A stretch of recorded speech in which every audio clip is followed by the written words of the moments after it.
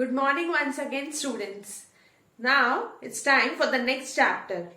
So let's start the fourth chapter of computer, that is ethics and safety measure in computing. Now see, you use internet daily for one thing or the another. In fact, now itself, while seeing this video, you are using your internet. That means internet has become a very crucial part of our lives. So it is our responsibility to know about it more. Now internet has no particular inventor. It just evolved with time, right? Some people thought that if the computers allowed to share information, that would be great. So they came up with the concept of internet and they allowed the sharing of the information between two computers or more computers, and that we call as internet now. So definitely internet provides us with some of the advantages. What are they? Free and fast source of information. Like you can get all the information on Google. You search for it while making your assignments and all. You just type down the topic and you get all the information related to it. Then e-commerce. That means doing business. Nowadays business are available on the online platforms. Entertainment, you can watch films, videos, then pictures, whatever you want to on the internet itself. Social networking, that means Facebook, Twitter, Instagrams, by which you can connect with people socially. You can show what you are, you can see what people are through internet. Education, like now you watch videos, you can see various information about your topic, about your subject on this internet only. And communication means if like I want to send my friend a message, I can use my WhatsApp, I can use my email and all of this. That is communication. Online banking. Nowadays banks provide us with online transaction. That means I can sit at my home, I can transfer any amount of money to another bank account, I can withdraw also. All of things are available. Mobile wallet like Paytm, Mobile Pay, Amazon Pay, Google Pay. What are these? These are the source of paying money. They are actually like money to us now. That is mobile wallet. Internet marketing. That means whenever you open internet, whenever you open your YouTube, 1 or 2 or 3 advertisements you see daily, right? What are those? That is internet marketing. And the last, online reservations. Now, like Make My Trip, GoIbibo, RICTC, many apps are available in order to book some flight ticket, bus ticket, train ticket, and you can do all this with the help of internet sitting at your home itself. So these are some of the advantages, but still every coin has two sides. So definitely internet has two. So it has some disadvantages as well. Like sometimes we receive very irrelevant type of emails which are useless to us. Nowadays some people get addicted to the social networking sites and all. Nowadays, due to internet, our private data is not safe. Our computer through internet can be attacked by virus, malware, trojans, which we learned in the last chapter. Nowadays, kids are misusing internet in their own way. See, for working with any new type of things, you always require some set of rules and regulations. So in internet we have the same. Those are called ethics in computing. So they deal with all the principal values that you need to follow while working on internet. And therefore there are 10 commandments that are being given in computing.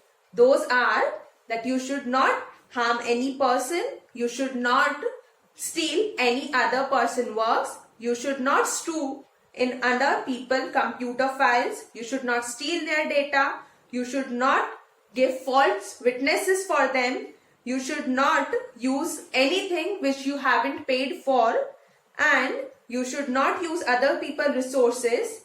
You should always see that people's intellectuals are not being harmed, and you should always think of the social consequences of your actions, and you should always use a computer in order to show respect to other peoples. So these are 10 kinds of commandment given in computing. Now let's talk about some unethical practices that take place while using internet.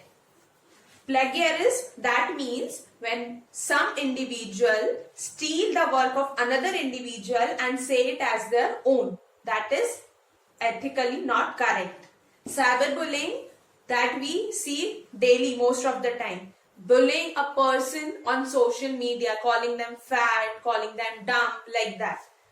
Hacking, that means getting into somebody's computer or getting into somebody's internet without their permission. Phishing, this is an attempt that is made to get all the login information of a particular individual, whether it is of their bank account, social media account, or whatever it is. Spamming, that means sending junk emails which only contain some advertisement that are also irrelevant. Individual right to privacy, that means my privacy is maintained. Nobody can get my information. Software piracy, that means if there is a particular software and some hackers try to make a duplicate copy of it, that is unethical. Intellectual property rights, that means if I have made some work, I should have a copyright of it. No other individual can claim it to be their work. So these are some unethical practices. Now let's talk about some safety measures. Always keep your antivirus updated and use a licensed software. Your password should be very strong and secure. Do not download any files illegally. Keep your personal information safe. Before opening any attachment of the emails, kindly scan it. Make the data backup of it every day, or you can say every 15 days. Always limit the social media images which you post, or videos as well. And always reply to the trusted and known emails only, not the other ones. You should also follow some etiquettes for emails as well. Like for example, do not overcode, make the email confidential, do not dice up names, do not blast any messages. Then make proper information. Your subject line should be meaningful. Use proper grammar, spellings. The message length should be short, not too much.